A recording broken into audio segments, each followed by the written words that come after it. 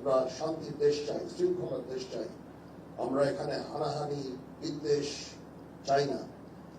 সবার সমস্ত বিভিন্ন মত থাকতে পারে, কিন্তু অবশেষে আমরা সবাই সবাইকে যেন শ্রদ্ধা করি।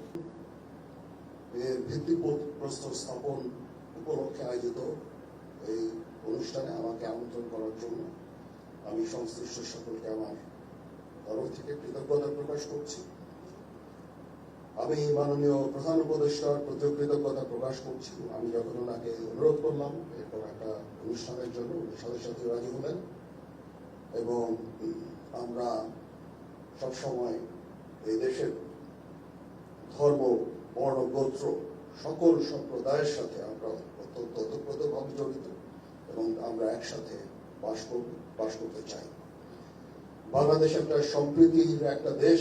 এই দেশে হাজার হাজার বছর ধরে সকল ধর্ম, বর্ণ, গোত্র নির্বিশেষে আমরা শান্তিতে বসবাস করে আসছি।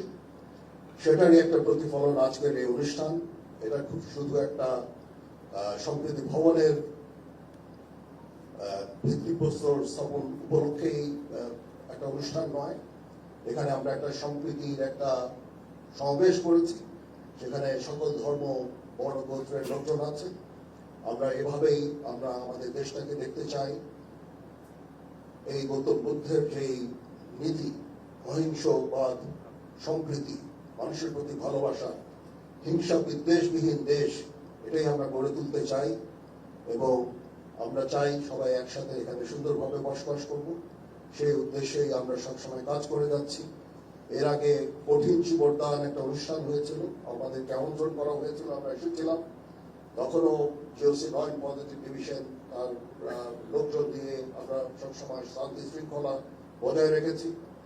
এখন এই সম্প্রীতি ভবনের জন্য আনুমানিক 7.5 কোটি টাকার মতো ব্যয় হবে, সেটা আমরা ইনশাআল্লাহ করে দিচ্ছি।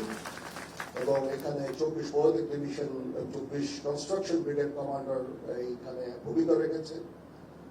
তারা ডিজাইন এবং আর্কিটেকচার ডিজাইন এবং স্ট্রাকচারাল ডিজাইন অনুযায়ী এই কনস্ট্রাকশন করে দেবে। আমি তাদেরকে বলেছি যে 1 থেকে 1.5 বছরের মধ্যে এই কনস্ট্রাকশন শেষ হয়ে যায়। ইনশাআল্লাহ আমরা সবাই আপনাদের সাথে আছি। এদেশ সবার, হিন্দু, বৌদ্ধ, খ্রিস্টান, মুসলমান সবার এই দেশ। এই সম্প্রীতি বজায় রেখে আমরা বাস করতে চাই। আমি আমার জীবনের একটা বড় সময়, জীবনের শুরুতে যৌবনের একটা বড় সময় আমি যেরকম হিলট্র্যাক্সে আমি কাজ করেছি, সেখানে আমরা ওতপ্রোতভাবে বৌদ্ধ সম্প্রদায়ের সাথে জড়িত ছিলাম। সেখানে অনেক কঠিন চিবরদান অনুষ্ঠান হয়েছে, সেখানে গিয়েছি এবং তাদের সাথে ওতপ্রোতভাবে আমরা কাজ করেছি।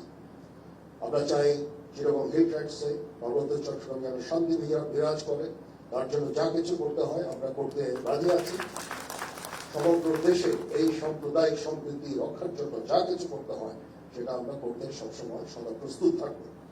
আমি মাননীয় প্রধান উপদেষ্টাকে আবার ধন্যবাদ জানাচ্ছি। ওনার অনেক কর্মব্যস্ততার মাঝেও উনি রাজি হয়েছেন এখানে এসে এবং উনি আমাকে অনুপ্রাণিত করছেন এই কাজের জন্য।